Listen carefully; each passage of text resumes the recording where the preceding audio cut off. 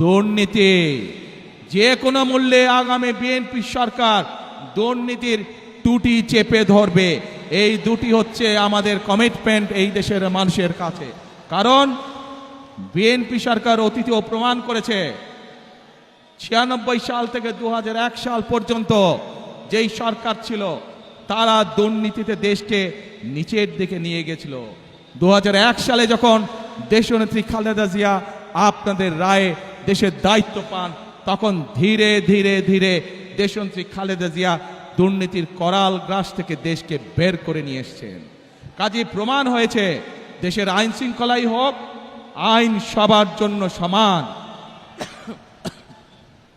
অপরাধীর পরিচয় কোনো দল দিয়ে নয়, অপরাধীর পরিচয় সে আইনের দৃষ্টিতে অপরাধী, এবং অপরাধী যেই হোক তার বিরুদ্ধে দেশের আইন অনুযায়ী ব্যবস্থা হবে। কাজেই দুর্নীতি যেই করুক, দুর্নীতি যারাই করুক, তাদের বিরুদ্ধে দেশের আইন একইভাবে প্রযোজ্য হবে। কাজেই পরিষ্কারভাবে আজকে আমি আপনাদের সহ এখানে হাজার লক্ষ মানুষের সামনে পরিষ্কারভাবে বলে দিতে চাই, আমরা যেসব পরিকল্পনা গ্রহণ করেছি সেই সব পরিকল্পনার মধ্যে কেউ যদি আইন শৃঙ্খলা ভঙ্গ করে বা দুর্নীতির মাধ্যমে সেগুলিকে বাধাগ্রস্ত করেন, তাদেরকে কোনো ছাড় আমরা দেব না ইনশাআল্লাহ।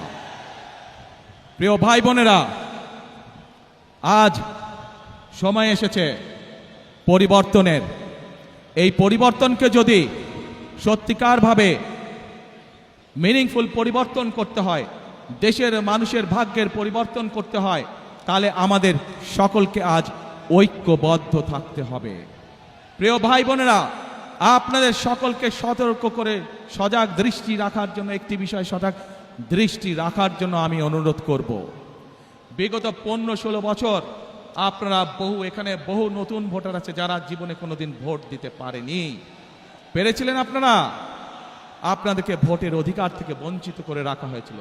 প্রিয় ভাই বোনেরা, এই সেই চট্টগ্রাম, যেই চট্টগ্রামে মুক্তিযুদ্ধের সময় বলি, গণতন্ত্রের অধিকার আন্দোলনের সময় বলি, 2024-এর আন্দোলনের সময়ের কথাই বলি না কেন, ওয়াসিম আকরাম সহ আরও যে সকল মানুষ এখানে শহীদ হয়েছেন তাদের কথা বলি।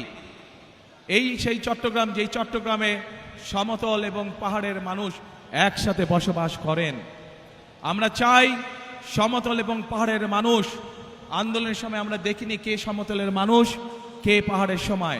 71 সালে যুদ্ধের সময় আমরা দেখিনি কে সমতলের মানুষ কে পাহাড়ের মানুষ।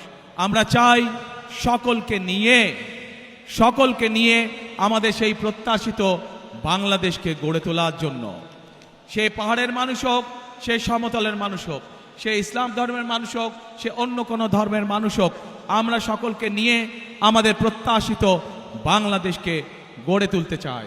এবং সেই প্রত্যাশিত বাংলাদেশকে যদি গড়ে তুলতে হয়, তাহলে আজকে আমি এখানে আপনারা যে লাখো মানুষ উপস্থিত আছেন, আপনারা সহ আপনাদের মাধ্যমে আপনাদের এলাকার লক্ষ কোটি মানুষের কাছে আমি আহ্বান রাখবো, গণতন্ত্রে যারা বিশ্বাস করেন, মানুষের বাক স্বাধীনতায় যারা বিশ্বাস করেন, গণতন্ত্রের স্বাধীনতায় যারা বিশ্বাস করেন, সকলকে আমি আহ্বান জানাবো, ধানের শীষ তথা বিএনপির উপর আস্থা রাখুন।